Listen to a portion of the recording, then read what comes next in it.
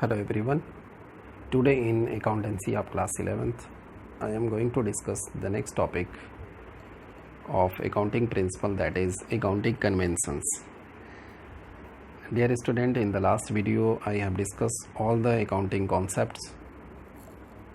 In this video I will discuss about the accounting conventions. So watch this video till the end so that you can understand all the accounting conventions. Let's start the topic. First, the meaning of accounting conventions. Accounting conventions are the outcomes of accounting practices or principles being followed by enterprises over a period of time. Conventions may undergo a change with time to bring about improvement in quality of accounting information. Accounting conventions ये outcomes हैं accounting practices की, accounting principles की, जिसको कि एक business organisation के द्वारा काफ़ी समय से फॉलो किया जा रहा है और इसमें टाइम टू टाइम चेंज भी करते रहते हैं ताकि जो है अकाउंटिंग इंफॉर्मेशन की क्वालिटी को इम्प्रूव किया जा सके. One more meaning, an accounting conventions में be defined as a custom और generally accepted practices which is adopted either by general agreement or common consent among accountants. Accounting conventions को define किया जाता है कि ये एक कस्टम है, एक जनरली एक्सेप्टेड प्रैक्टिसेस है जिसको कि सभी अकाउंटेंट्स ने, सभी अकाउंटिंग प्रोफेशनल्स ने कॉमन कंसेंट के थ्रू एक्सेप्ट किया हुआ है और जिसको कि अकाउंटिंग में अडॉप्ट किया गया है while recording the transactions and preparation of financial statement. जो मेन अकाउंटिंग कन्वेंशंस हैं इसमें there are three conventions: convention of full disclosure, convention of materiality, convention of conservatism or prudence. Now see one by one. First is convention of full disclosure. As per this convention, there should be complete understandable reporting on financial statement of all significant information relating to the economic affairs of entity. इस convention के according ये कहा जाता है कि accounting में जो reporting की जाती है फाइनेंशियल स्टेटमेंट की, इसमें सभी सिग्निफिकेंट इंफॉर्मेशन को हमें लिखना चाहिए. Accounting statement must be prepared honestly and should contain all relevant material information and their accompanying footnotes. Accounting statement को प्रिपेयर करते समय पूरी ऑनेस्टी रखनी चाहिए और इसमें वे सभी मटेरियल इंफॉर्मेशन होने चाहिए, साथ में उसके फुट नोट्स होने चाहिए जहाँ पर ज़रूरत होती है ताकि बिजनेस की जो फाइनेंशियल इंफॉर्मेशन है, फाइनेंशियल पोजीशन है, उसको सही तरीके से लोगों के सामने रखा जा सके, यूज़र्स को बताया जा सके. For example, loss due to accident of an employee in a particular year. अगर इस तरह की कोई इवेंट हुआ है तो इसको भी as a foot note show करना है. ईयर में be disclose through foot notes.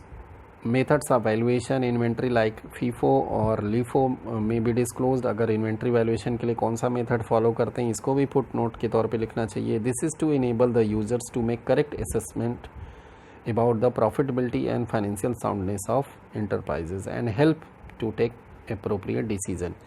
और अगर एक बिजनेस के द्वारा फुल डिस्क्लोजर कॉन्सेप्ट को फॉलो किया जाता है, मीन्स हर इकोनॉमिक ट्रांजैक्शन को, बिजनेस के सभी इकोनॉमिक ट्रांजैक्शन को जब बुक्स ऑफ अकाउंट में प्रॉपर तरीके से रिकॉर्ड किया जाता है तो उस कंडीशन में जो बिजनेस की जो फाइनेंशियल पोजीशन आती है, जो प्रॉफिटेबिलिटी आती है, वो करेक्ट आएगी और ये जितने भी यूज़र्स हैं उनको अप्रोप्रिएट डिसीजन लेने में मदद करती है. बिजनेस को किसी भी इकोनॉमिक इंफॉर्मेशन को बिजनेस से रिलेटेड हाइड नहीं करना है, छुपाना नहीं, उसको फुल डिस्क्लोज़ करना है बुक्स ऑफ अकाउंट में. तभी जो है बिजनेस की जो प्रॉफिट है वह करेक्ट आएगी, उसकी फाइनेंशियल पोजीशन जो आएगी वो करेक्ट आएगी और यूज़र्स को सही डिसीजन लेने में मदद करेगी.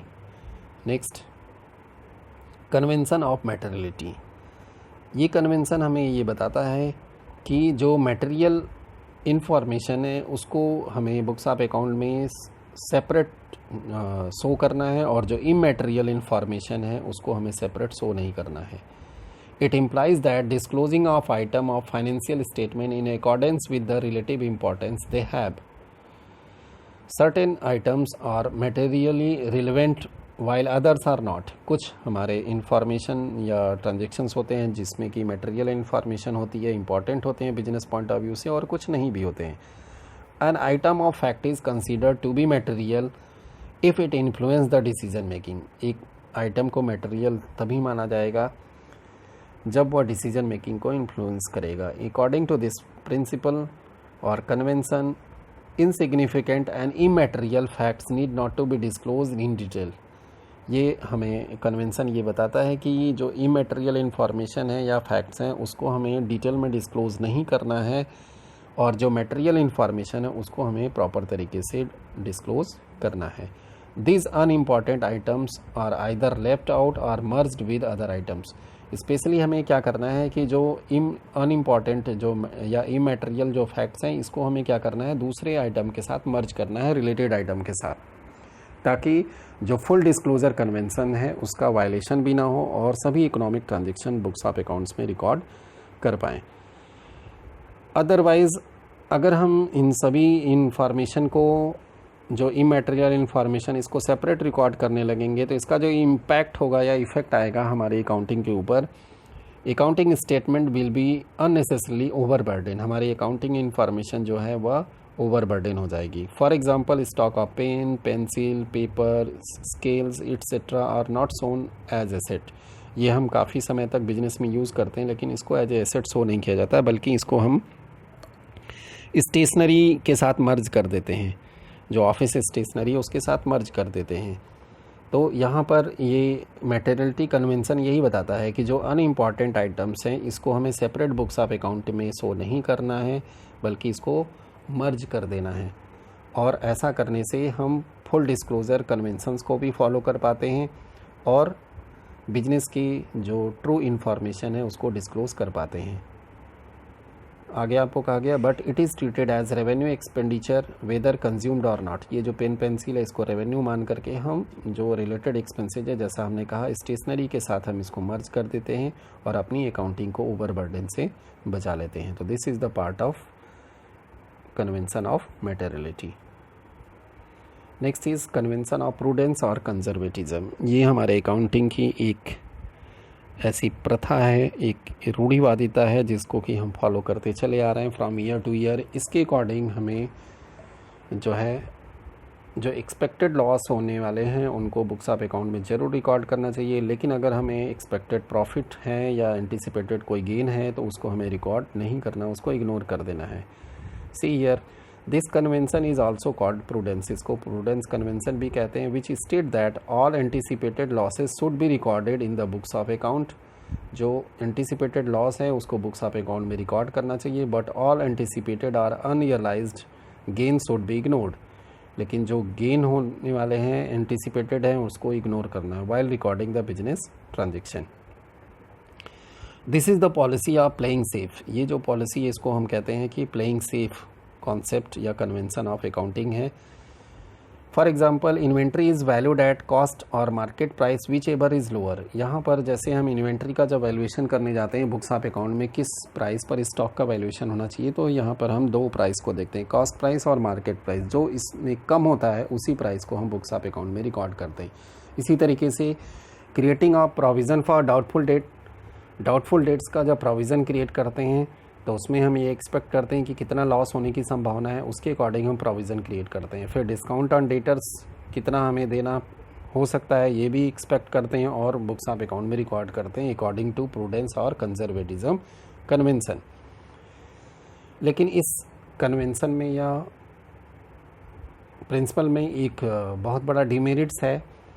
It has a drawback that as it may be used to create secret reserve.